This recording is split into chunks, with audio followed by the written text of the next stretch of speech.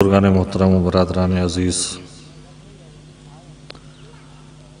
قرآن کریم کی یہ آیت عظیمہ جس کی تلاوت آپ حضرات کے سامنے کی، اس میں خداوند عالم شریعتوں کا ذکر کر رہا ہے۔ شرع لکم من الدین ما وصى به نوحا والذی اوحینا الیک وما وصینا به ابراہیم وموسیٰ وعیسیٰ۔ اگر آپ غور فرمائے تو اس آیت کریمہ میں اللہ نے 5 شریعتوں کا ذکر کیا ہے۔ شریعت نوح، اور اس کے فوراً بعد آخری پیغمبر کی شریعت، جناب ابراہیم کی شریعت، جناب موسیٰ کی شریعت اور جناب عیسیٰ کی شریعت۔ ان 5 شریعتوں کا ذکر اس آیت کریمہ میں ایک جگہ جمع کیا ہے۔ ان میں 4 شریعتیں وہ ہیں جو منسوخ ہونے والی ہیں، ایک شریعت وہ ہے جس کو قیامت تک کے لیے باقی رہنا ہے۔ شاید یہی سبب ہو کہ جب اللہ نے اس آیت میں شریعتوں کا ذکر کیا تو 4 شریعتوں کا ذکر وصیت کے ذریعے سے کیا، ایک شریعت کا ذکر وحی کے ذریعے۔ ایک صلوات ہوتے محمد والے میں۔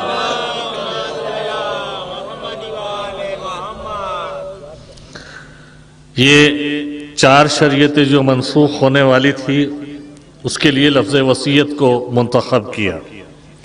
ما وصى به نوح، وہ شریعت جس کی وصیت ہم نے نوح کو کی۔ والذی اوحینا الیک، اور میرے حبیب یہ وہی شریعت تو ہے جس کی وحی ہم آپ کی طرف کر رہے ہیں۔ وما وصینا به ابراہیم وموسیٰ وعیسیٰ، اور یہی وہ شریعت تھی جس کی وصیت ہم نے ابراہیم کو کی تھی، موسیٰ کو کی تھی، عیسیٰ کو کی تھی۔ 4 شریعتوں کو وصیت کے ذریعے سے پہنچایا اور ایک شریعت کو وحی کے ذریعے سے پہنچایا۔ اگر میں وصیت اور وحی کے فرق کو بتا دوں تو مجھے جملے میں لطف آئے گا۔ وصیت کسے کہتے ہیں؟ تمام اشتباہات کا ختم ہو جانا، بیان الواضحہ، واضح بیان جس کے بعد کوئی تردد کوئی شک نہ رہے۔ اسی لیے ہماری اردو زبان میں بھی وصیت استعمال ہوتا ہے، اور یہ وصیت جہاں پہ استعمال ہوتا ہے، اگر کہیں پہ وصیت موجود ہوتی ہے تو پھر وہاں کوئی بھی اختلاف نہیں ہوتا، نہ کوئی تردد رہتا، نہ کوئی شک رہتا کہ کون حق کس کا ہے کس کا نہیں ہے۔ وصیت موجود ہے، وصیت کے اعتبار سے لے لو، یہاں پہ شک اور تردد باقی نہیں رہتا۔ یعنی ایک واضح بیان، ایک واضح بیان کو وصیت کہتے ہیں، جہاں پر کوئی بھی تردد کوئی بھی شک باقی نہ رہے۔ وحی کسے کہتے ہیں؟ وحی کہتے ہیں رمز کو، راز کو، وہ پوشیدہ راز کہ جس کو یا تو وہ جانتا ہو جس نے وحی کی ہے، یا وہ جانتا ہو جس پہ وحی کی گئی ہے۔ راز مخفیہ کو وحی کہتے ہیں، وہ راز مخفی، وہ پوشیدہ راز کہ جس کی حقیقت سے واقف صرف وہ ہو جو وحی کر رہا ہے، یا وہ ہو جس پہ وحی کی جا رہی ہے۔ تو اب میں یہاں پہ یہ جملہ کہہ سکتا ہوں خطابت کے لیے کہ 4 شریعتیں وصیت کے ذریعے سے بھیجی، یعنی لکھی لکھائی شریعتیں بھیجی، واضح شریعتیں بھیجی کہ ہر ایک کی سمجھ میں آ جائے، کوئی اختلاف نہ رہے، جو بھی پڑھے اس کی سمجھ میں آ جائے۔ ایک شریعت وحی کے ذریعے بھیجی، وہ ایسا مخفی راز، ایسا پوشیدہ راز کہ یا تو وحی کرنے والا جانتا ہے یا وہ جانتا ہے جس پر وحی کی گئی ہے۔ تو یہ راز مخفی کے طور پہ شریعت بھیجی گئی، وہ 4 شریعتیں جو واضح طور پہ بھیجی گئی، لکھی لکھائی بھیجی گئی کہ جس کو ہر کوئی سمجھ سکتا تھا، مجھے نہیں ملا کہ ان واضح شریعتوں کے لیے کسی نے کہا ہو ہمیں شریعت خدا کافی ہے، ہمیں کتاب خدا کافی ہے، لیکن جو راز کے طور پہ آئی تھی اس کے لیے مسلمانوں نے کہہ دیا ہمیں اللہ کی کتاب کافی ہے۔ ایک صلوات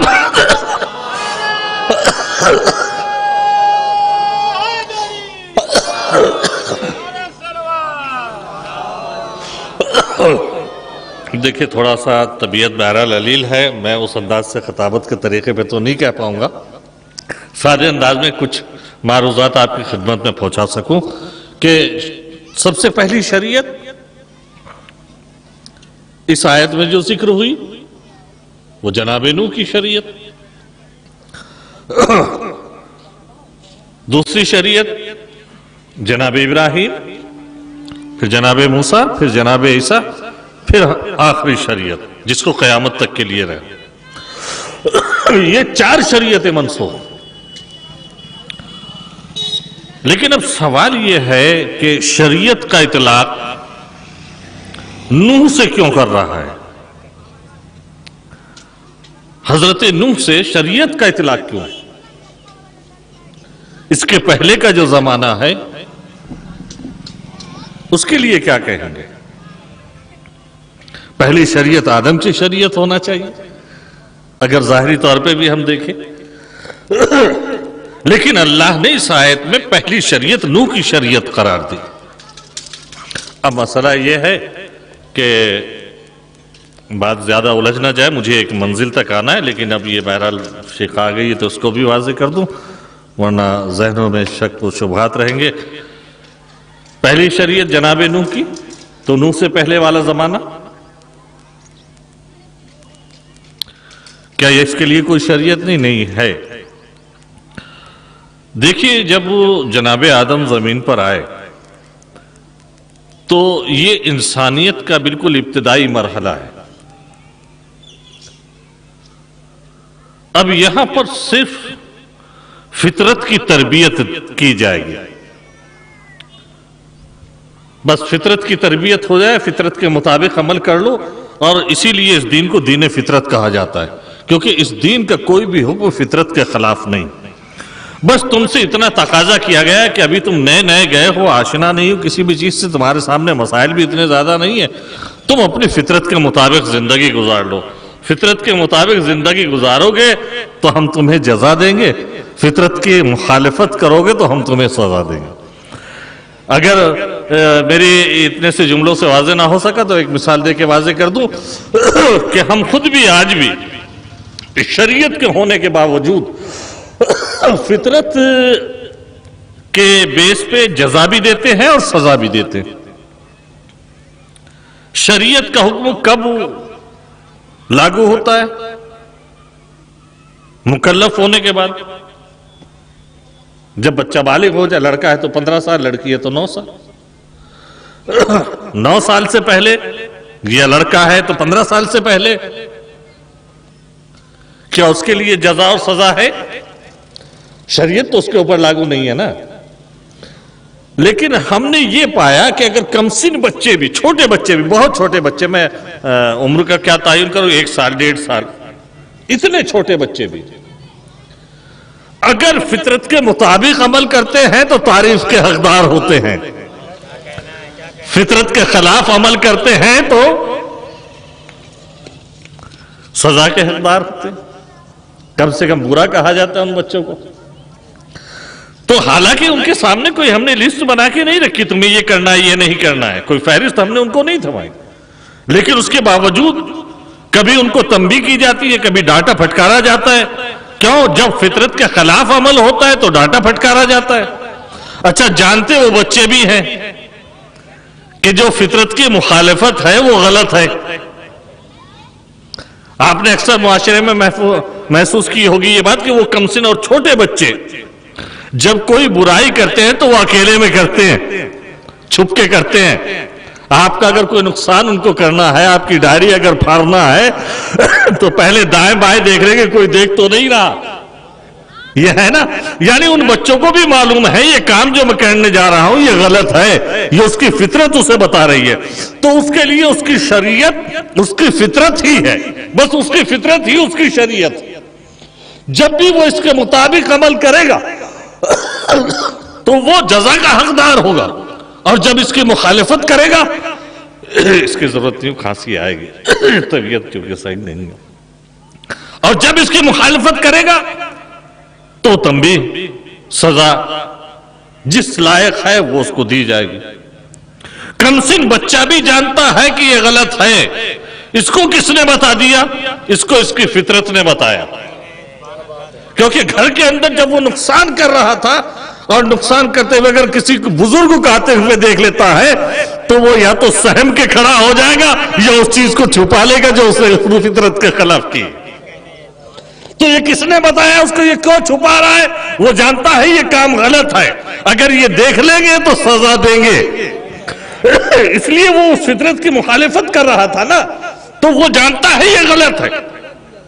اتنا جاننے کے بعد اب یہاں پر فطرت کے مطابق آپ سزا بھی دیتے ہیں اور جزا بھی دیتے ہیں۔ جب وہ اچھا کام کرتا ہے تو آپ تعریف کرتے ہیں، جب برا کام کرتا ہے تو آپ تنبیہ کرتے ہیں، ڈانٹتے ہیں، یہاں تک کہ کبھی سزا بھی دے دیتے ہیں۔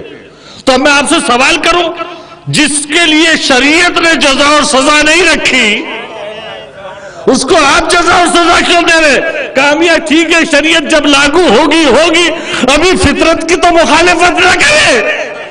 ایک صلوات پڑھ دے محمد۔ اور کبھی کبھی فطرت کے مطابق عمل کرنا یہ ایک اچھا عمل کہلاتا ہے، غلط آدمی سے بھی ہو سکتا ہے۔ قابیل جناب حابیل کا قاتل ہے، قتل ہو گیا، قتل ہونے کے بعد اتنا تو جان گیا کہ یہ عمل فطرت کے خلاف ہوا ہے۔ اب سب سے پہلا قتل ہے، سب سے پہلی میت ہے، میت کے ساتھ کیا ہونا چاہیے یہ بھی نہیں معلوم، ابھی انجان ہے میت کے ساتھ کیا سلوک ہونا چاہیے، کیا کرنا چاہیے کیا نہیں کرنا چاہیے۔ میت کے پاس بیٹھا رہا، جبکہ اس جرم کا تقاضا یہ تھا کہ جرم کرنے کے بعد راہ فرار اختیار کر لیتا، لیکن اس کی فطرت نے اتنا بتایا کہ جرم تو تجھ سے ہو گیا، قتل تو ہو گیا، مگر نبی زادے کی میت ہے، لاوارث چھوڑ کے نہیں جایا جاتا، اس لیے میت کے پاس بیٹھا رہا۔ قاتل ہے، گناہگار ہے، لعنتی ہے، لیکن اس کی بھی فطرت نے اتنا تو بتا دیا کہ کسی نبی زادے کی میت کو بے گور و کفن لاوارث چھوڑا نہیں جایا کرتا۔ ان مسلمانوں کو کیا کہوں جو سید المرسلین کا جنازہ چھوڑ کے، صلوات پڑھتے محمد وآل محمد۔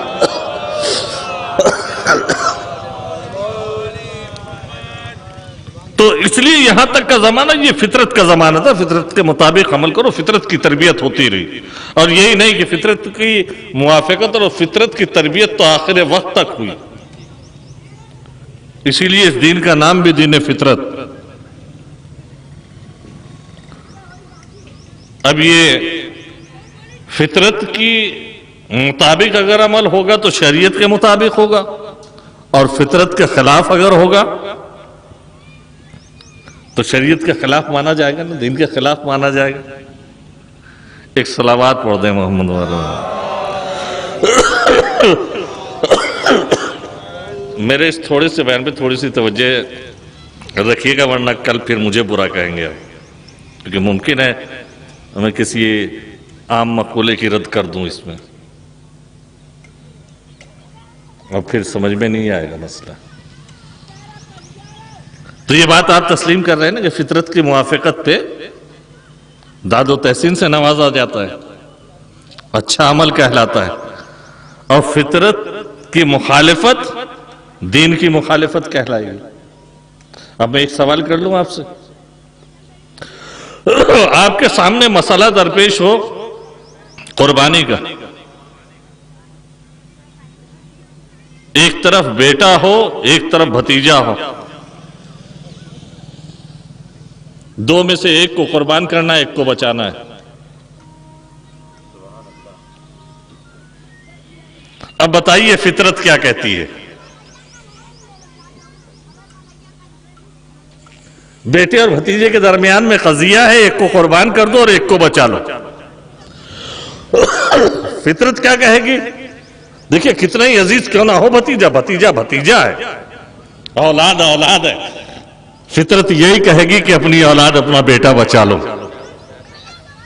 بھتیجے کو نہیں بچائے گی، بھتیجے کو قربان کر دے گی فطرت، بیٹا بچا لے گی۔ اب اگر یہ عمل کہیں مل جائے کہ بھتیجے کو بچانے کے لیے بیٹے کو قربان کر دے تو عمل تو فطرت کے خلاف ہوا نا، اور جو عمل فطرت کے خلاف ہوگا ابھی آپ اقرار کر کے گئے شریعت کے خلاف اور دین کے خلاف ہوگا، تو پھر اس کو کیا کہیے گا کہ یہ عمل تو فطرت کے خلاف ہے، بھتیجے کو بچانا اور بیٹے کو قربان کرنا؟ نہیں، دراصل ہم نے تقابل رشتوں کا کیا ہے، ہمیں کسی کی ذہنیت پہ کسی کی نیت پہ حکم لگانے کا حق نہیں ہے، ہم نے سامنے رشتے دیکھے۔ اب جس کے لیے ہم کہہ رہے ہیں کہ یہ عمل فطرت کے خلاف ہے، ہم اس سے بھی تو معلوم کر لیں کہ آپ کا یہ عمل فطرت کے خلاف ہے، تو ابو طالب کی بارگاہ میں چلیں اور سوال کریں کہ یہ عمل تو آپ کا فطرت کے خلاف نظر آتا ہے، فطرت کہتی ہے بیٹے کو بچاؤ، بھتیجے کو قربان کرو، آپ بھتیجے کو بچا رہے ہو، بیٹے کو قربان کر رہے ہو، کا نادان تو رشتے دیکھ رہا ہے، میں معنویت اور حقیقت دیکھ رہا ہوں۔ مطلب اب میں پھر ایک مثال دیتا ہوں آپ کے سامنے، درپیش وہ مسئلہ جان کا اور دولت کا، کہ چاہے دولت قربان کر دو چاہے جان قربان کر دو، تو اس صورت میں آپ کیا کریں گے؟ دولت قربان کر دیں گے، ظاہر سی بات ہے جان بچا لیں گے۔ اچھا اب جان کی بھی بازی لگ گئی کہ چاہے تو ایمان بچا لو چاہے جان بچا لو۔ میں چونکہ بہت کم لفظوں میں بات پہنچانا چاہ رہا ہوں، تو ظاہر سی بات ہے انسان یہ کہے گا کہ دنیا تو گئی سو گئی ہی، آخرت کیوں جائے، کم سے کم آخرت بچا لو، اس لیے وہاں پر وہ جان کی بھی بازی لگا دے گا۔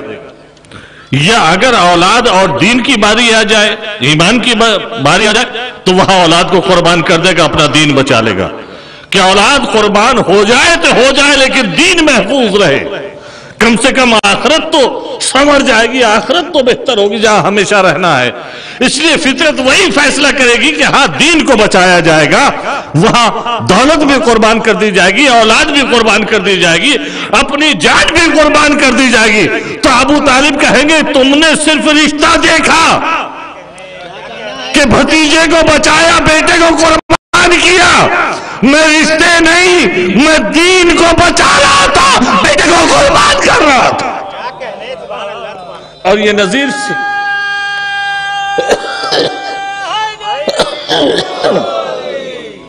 نظیر صرف یہی نہیں، یہ پیغمبر اکرم کے یہاں بھی نظر آئی۔ اگر رشتوں کو دیکھیں گے تو وہ مربی فطرت خود فطرت کے خلاف عمل کرے۔ پیغمبر اکرم کے ایک بیٹے جن کا نام ابراہیم،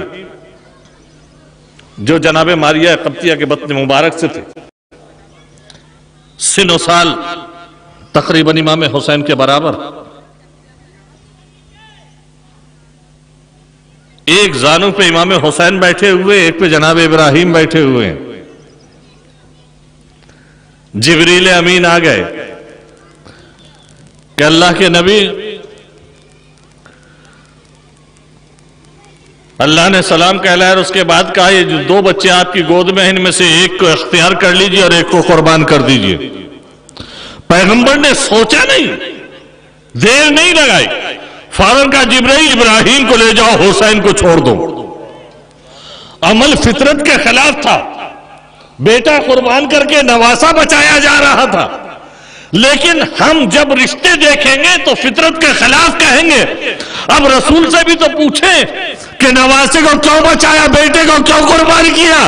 کہ نادان، بیٹا بیٹا ہے، حسین دین ہے۔ صلوات بولتے محمد والے محمد۔ تو وہاں بیٹے کو نہیں بلکہ دین کو بچایا جا رہا تھا۔ شاید اسی واقعے کو ملحوظ رکھتے ہوئے معین الدین چشتی نے کہا ہو، دین است حسین دی پناہ است حسین، حسین ہی دین ہے اور حسین ہی دین پناہ ہے۔ یہ آخری شریعت جس کو قیامت تک کے لیے رہنا۔ 4 شریعتیں وہ جو منسوخ، لیکن ان 4 شریعتوں کے لیے نبیوں کی تعداد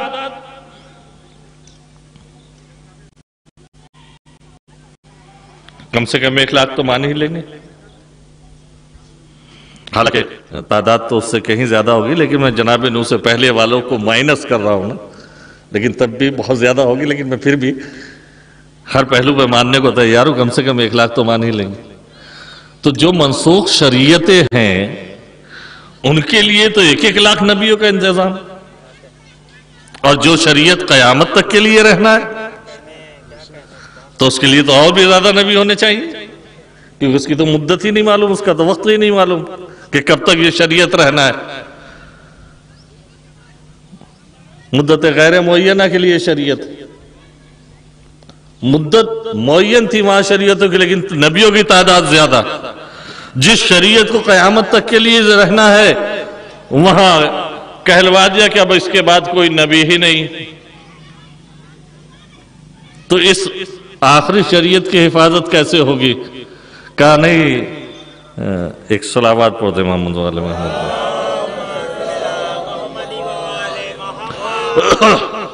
ایک اور صلوات پڑھ دے محمد والے۔ اب میں فیصلہ نہیں کر پا رہا ہوں کہ وہ جملہ میں کہوں یا نہ کہوں۔ نبوتوں پہ فطری موت طاری ہوتی ہے یا نہیں؟ اس سے پہلے کہ کچھ کہوں تو آپ ہی کا نظریہ لے لوں۔ بہت سے واقعات شاہد ہیں۔ جناب ابراہیم کا واقعہ ہے، ملک الموت آیا، آنے کے بعد خبر دی، وہ سارا واقعہ آپ کو معلوم ہے۔ جناب سلیمان کا واقعہ ہے، جناب موسیٰ کا واقعہ ہے۔ تو یہاں نبیوں کو فطری موت آئی، یہ میرا مفہوم سمجھ رہے ہیں نا؟ بہت نازک مرحلے سے گزر رہا ہوں، یہاں سے میں بہت سادگی سے کہہ رہا ہوں، اور طبیعت اور صحت اگر ہوتی تو پھر خطابت کے ذوق میں کہتا۔ فطری موت ہے۔ فطری موت اس لیے کہ فرشتوں کے بعد کی تخلیق ہے۔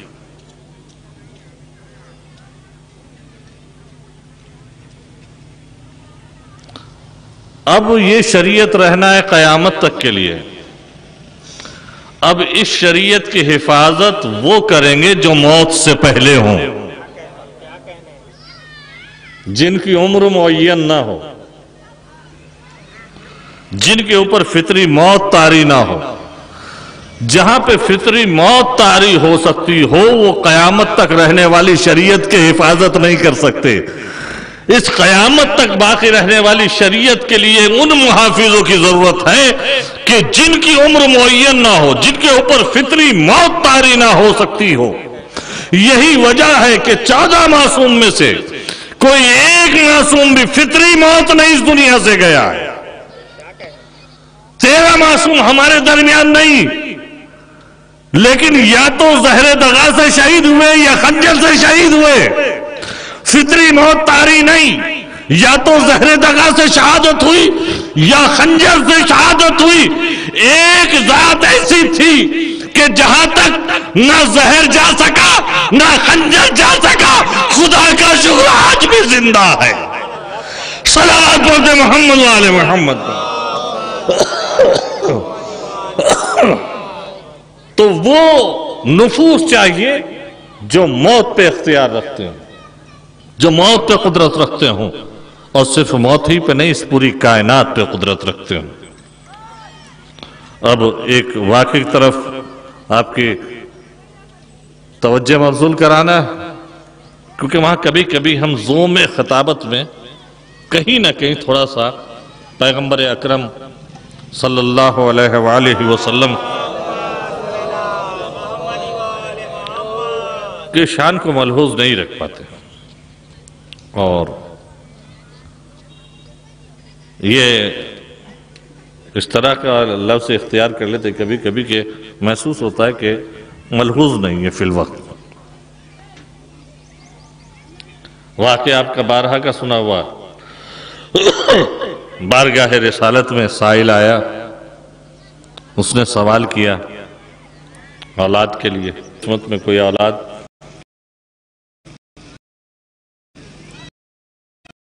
فرمایا تمہاری قسمت میں کوئی اولاد نہیں۔ امام حسین نے کہا نانا میں نے ایک بیٹا دیا۔ سنا ہوا واقعہ، رسول نے پھر دہرایا بیٹا اس کی تقدیر میں کوئی اولاد نہیں۔ حسین نے کہا میں نے 2 بیٹے دیے۔ میں بیٹا اس کی تقدیر میں کوئی اولاد نہیں، کہا میں نے 3، کہ اس کی تقدیر میں کوئی اولاد نہیں۔ یہاں تک کہ رسول انکار کرتے چلے گئے، حسین عطا کرتے چلے گئے۔ جبریل کو آ کر روکنا پڑا، اے پیغمبر اکرم خاموش ہو جائیے، حسین جتنے عطا کرتا جائے گا قدرت عطا کرتی جائے گی۔ 7 بیٹے عطا کیے۔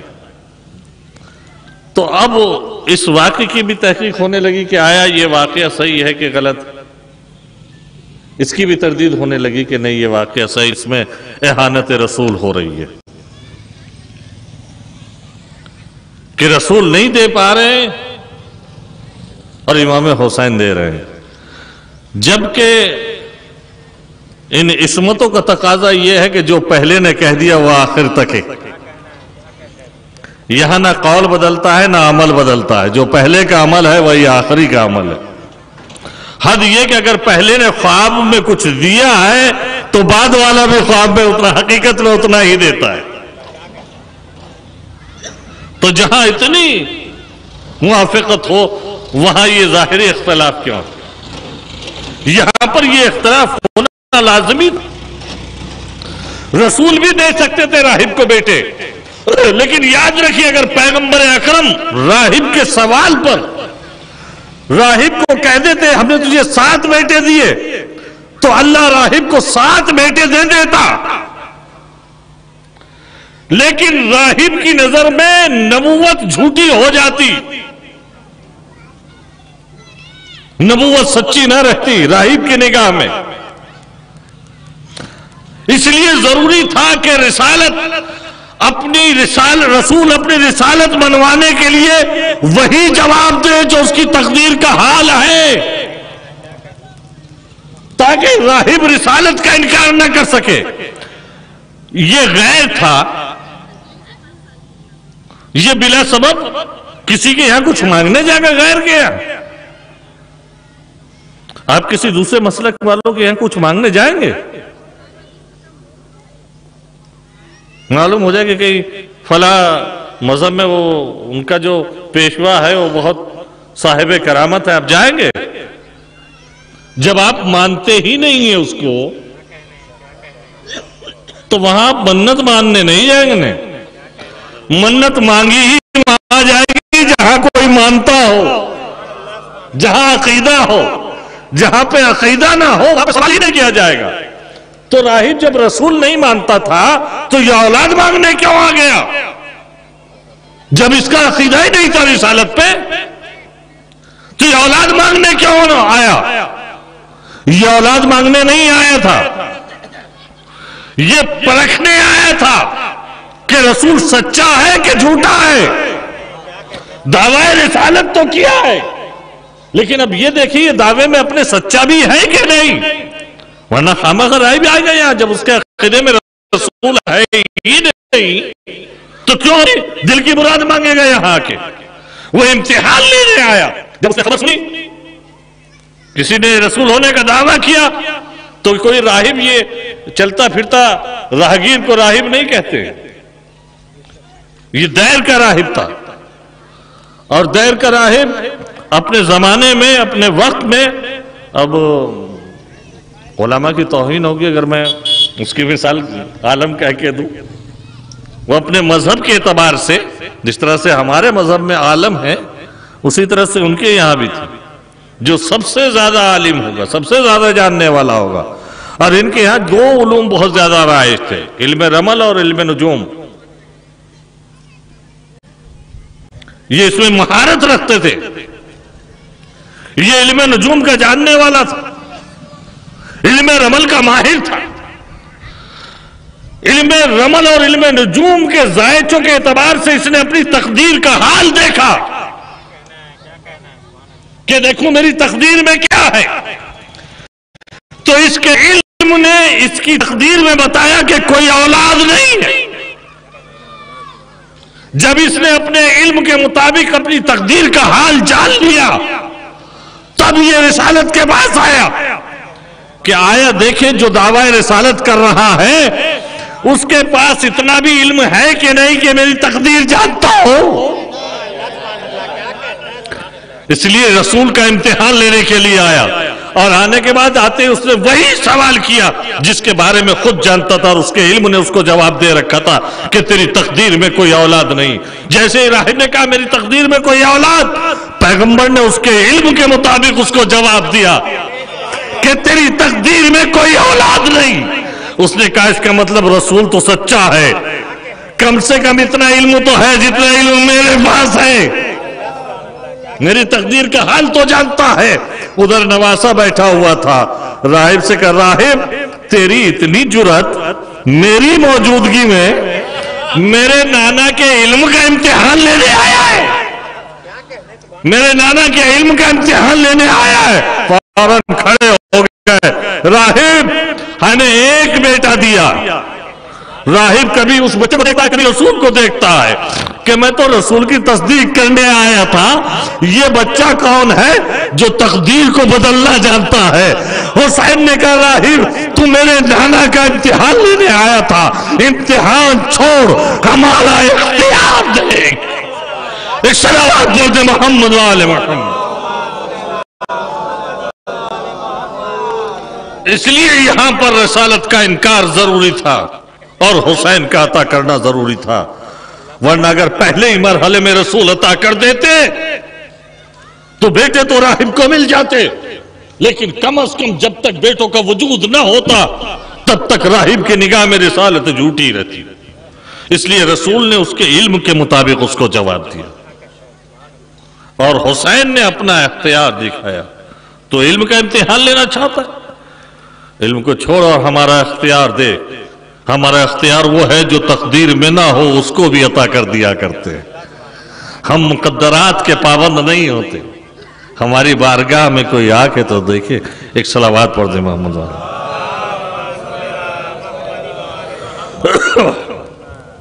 بہرحال مجھے جس منزل تک آنا تھا تو بہت دور ہے کہ منزل، اور اپنی ایک دعوے کی تصدیق میں یہاں تک چلا آیا۔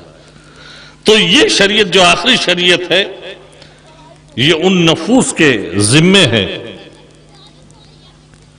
کہ جن پہ فطری موت طاری نہ ہوتی،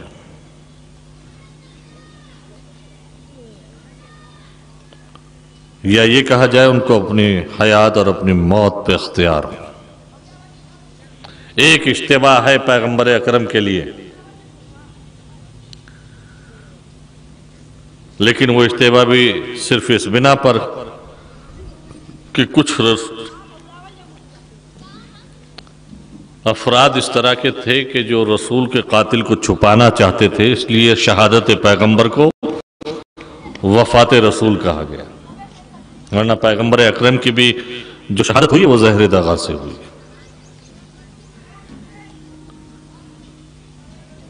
اور اب ایک جملہ میں کہہ دوں کہ چونکہ روایت میں آتا ہے اس پہ بھی ذہن سوال کرے گا۔ اب چونکہ اشارتاً ہی کہہ کے آگے بڑھوں گا، بہت تفصیل میں تو نہیں جا پاؤں گا، اتنا وقت نہیں ہے میرے پاس، کہ آخر وقت میں دق الباب ملک الموت کا. بی بی زہرا کے آنسو کا آنا یہ اس لیے نہیں تھا کہ رسول کی روح کو قبض کرے. جو رسول کے صدقے میں پیدا ہوا ہو وہ روح رسول پہ تصرف کرے گا.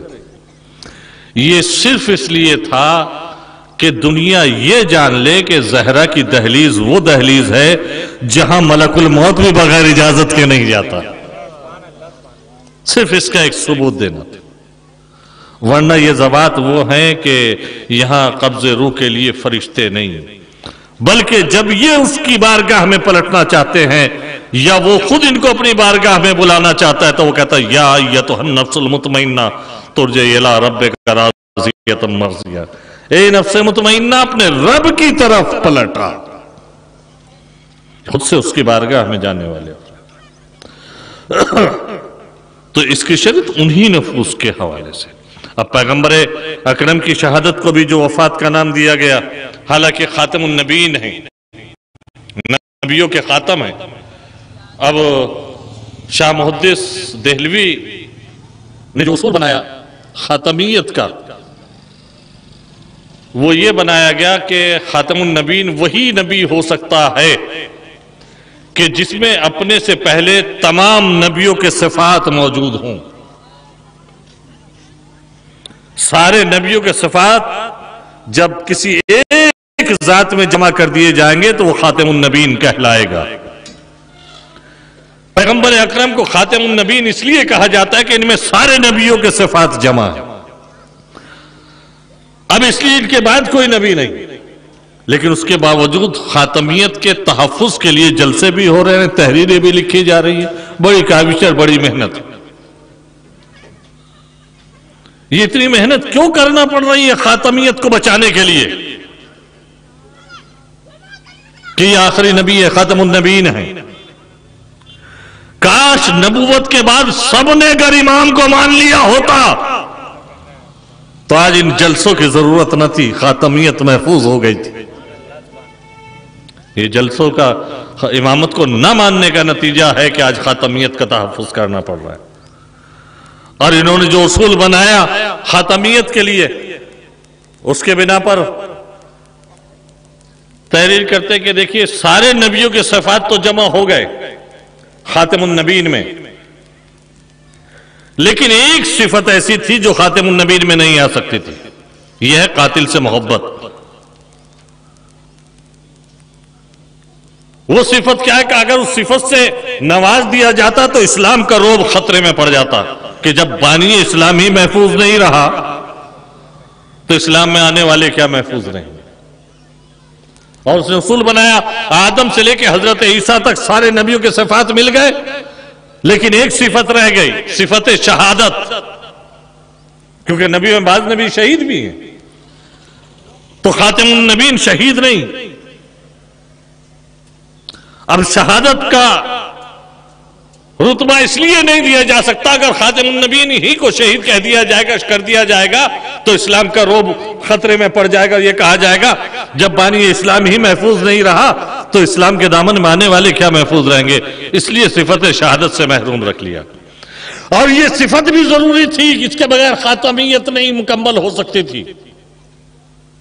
اب کیا طریقہ اپنائیں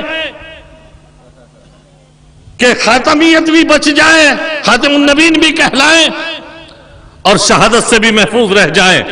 تو اللہ نے ایک طریقہ اپنایا، 2 نواسے دیے اور ان دونوں نواسوں کے عمل کو محمد کا عمل کہا. توجہ ہے نا؟ شہادت 2 قسم کی، ایک شہادت سری، ایک شہادت جہری. شہادت سری کا مطلب زہر دغا سے شہید، شہادت جہری خنجر سے شہادت. اب دونوں نواسوں کو رتبہ شہادت سے نوازا، ایک کو زہر دغا، ایک کو خنجر. اور پھر ان دونوں شہادتوں کو پیغمبر کی شہادت قرار دیا. اب حسن کی شہادت نہیں ہے، پیغمبر اکرم کی شہادت کہلائے گی. یہ میں نہیں کہہ رہا ہوں، یہ محدث دہلوی کہہ رہے ہیں. حسین کی شہادت نہیں کہلائے گی، پیغمبر کی شہادت کہلائے گی. اے محدث دہلوی، تمہارا احسان بہت شکریہ، اتنے برسوں سے الجھا ہوا مسئلہ حل کر دیا.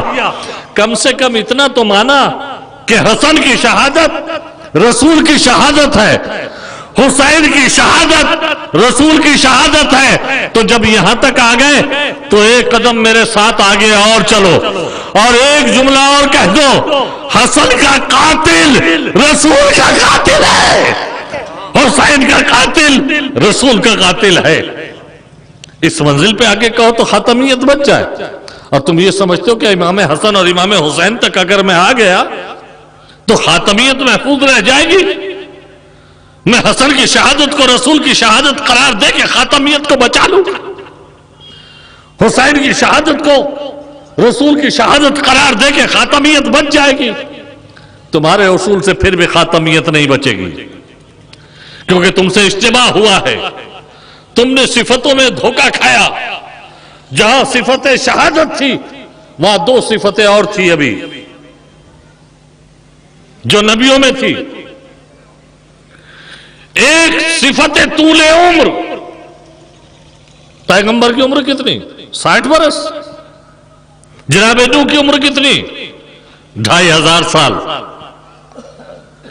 تو نبیوں میں تو 2500 سال کے نبی بھی ہیں. یہ طول عمر کی صفت کہاں سے لاؤ گے؟ لاؤ کوئی ایسا طویل العمر فرد جس کے لیے کہہ سکو کہ اس کی عمر محمد کی عمر ہے.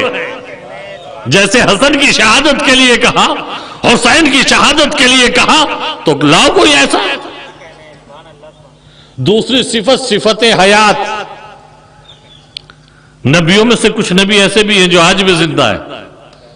اگر زیادہ بھی نہیں مانو گے، ایک کو تو مان لو گے کہ عیسیٰ آج بھی زندہ ہے. تو یہ صفت حیات کہاں سے لاؤ گے؟ یہ بھی نبیوں کی صفت. تو خاتمیت کو تو خطرہ ہو گیا نا.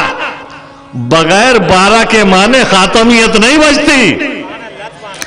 کوئی ایسا لے کے آؤ جس کی عمر طویل ہو، کوئی ایسا لے کے آؤ جو آج بھی زندہ ہے. خدا کا شکر ہے ہمارے پاس وہ بھی موجود ہے جو آج بھی زندہ ہے اور طویل عمر والا ہے. ایک صلوات پڑھتے محمد وآل محمد.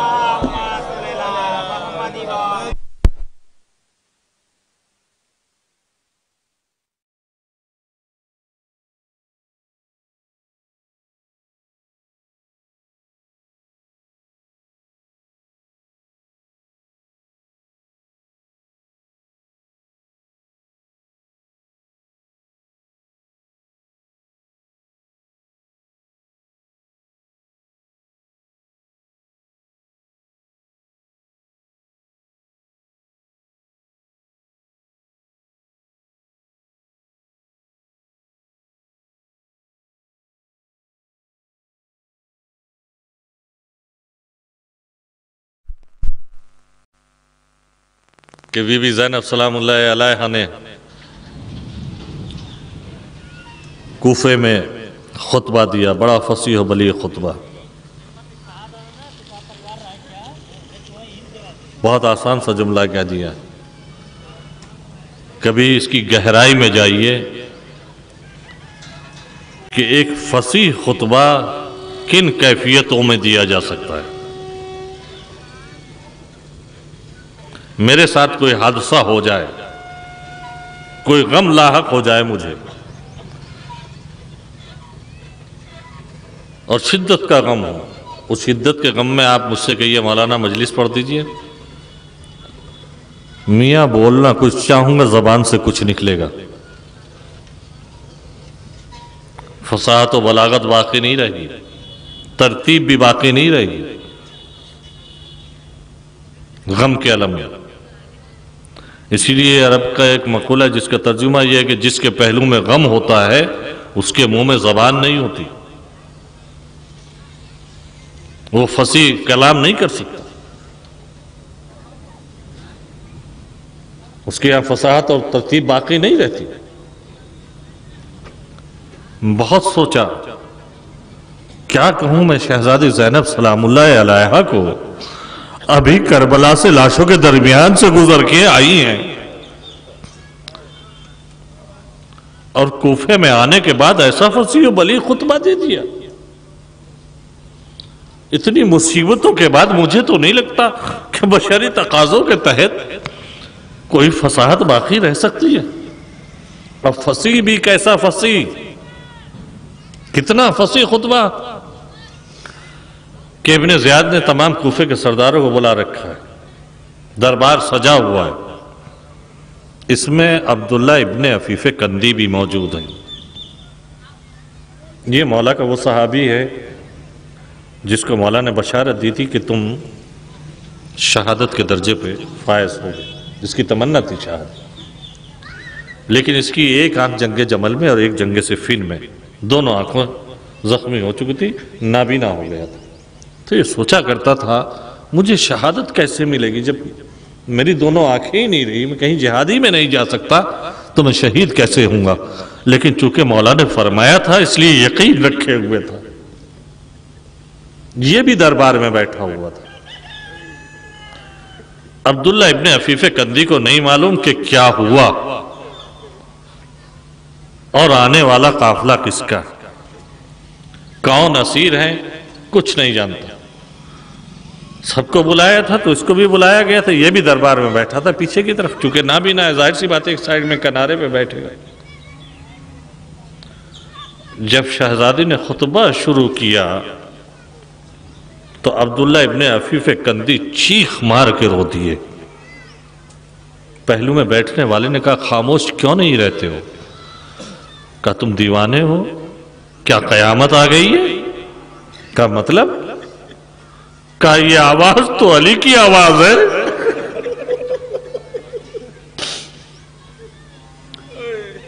کہا خاموش رہو، سننے دو۔ کہا نہیں مجھے بتاؤ کیا قیامت آ گئی، کیونکہ اب تو علی کی آواز قیامت ہی میں سننے کو ملے گی نا، یہ آواز تو علی کی ہے۔ اس نے برابر والے نے پھر کہا خاموش بیٹھو بھائی، علی نہیں ہے۔ کہا تم علی کو مجھ سے زیادہ جانتے ہو؟ میں برسوں علی کے ساتھ رہا ہوں، علی کے لب و لہجوں کو پہچانتا ہوں، علی کی فصاحت کو پہچانتا ہوں۔ یہ علی کا لب و لہجہ ہے، علی کی فصاحت ہے، علی کے الفاظ ہے، علی کا انداز ہے۔ بولنے والا کون ہے؟ کہا یہ علی نہیں ہے بلکہ علی کی بڑی بیٹی زینب ہے۔ وہ اتنا سنت اور سر سے امامہ پھینک کے کہتا ہے یہ علی کی بیٹی کو کیا ہو گیا کہ دربار میں چلی آئی؟ بتانے والوں نے بتایا عبداللہ ابن عفیف کندی یہ آئی نہیں بلکہ دربار میں اسیر کر کے لائی گئی ہے۔ کہا زینب کبریٰ اسیر ہو کے آئی ہے؟ کہا حسین کہا شہید ہو گئے۔ با اتنا سنت ہے، ایک مرتبہ اپنی جگہ چھوڑی، آواز کے سہارے ابن زیاد کی طرف بڑھے اور ایک غلام سے تلوار چھین کے چاہا کہ ابن زیاد کو قتل کر دے، لیکن اسی درمیان میں غلاموں نے پکڑ لیا اس کو۔ عبداللہ ابن عفیف کندی اسیر ہو گئے۔ اب جیسے ہی اسیر ہوئے تو بنی کندی کے جتنے جوان بیٹھے تھے سب نے تلواریں کھینچ لی، کیونکہ ابن زیاد نے حکم دیا اس بوڑھے کو قتل کر دو۔ جیسے حکم قتل کر دیا تو بنی کندی کے تمام جوانوں نے تلوار کھینچ کے کہا ابن زیاد یہ لاوارث بوڑھا نہیں ہے، اس کے قبیلے کے جوان موجود ہیں، اس کو ابھی چھوڑ دے ورنہ تیرے دربار میں خون کی ندیاں بہہ جائیں گی۔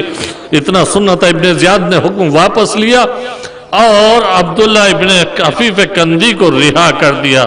بس جیسے ہی غلاموں نے عبداللہ ابن عفیف کندی کو چھوڑا، یہ بھرے دربار میں تنہا درمیان میں کھڑا رہ گیا۔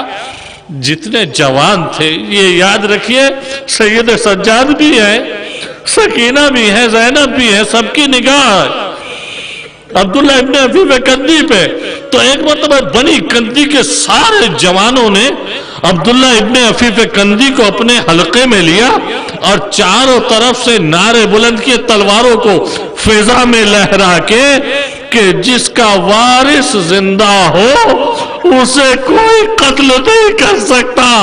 بس سجاد نے اتنا سنا تڑپ کے کربلا کر کیا، اے بابا آپ کے غلاموں کے چاہنے والے اتنے نکل آئے، لیکن سجاد کا چاہنے والا کوئی ولا لعنت اللہ علی القوم الظالمین سیعلم الذین ظلموا ای منقلب ینقلبون۔ ایک مرتبہ سورہ حمد اور 3 مرتبہ سورہ توحید کی تلاوت فرما کر قمر جہاں بنت شیخ اسلام حسین سید تہذیب الحسن زیدی ابن سید شبیر حسن زیدی کی روح کو ایصال فرما دیں۔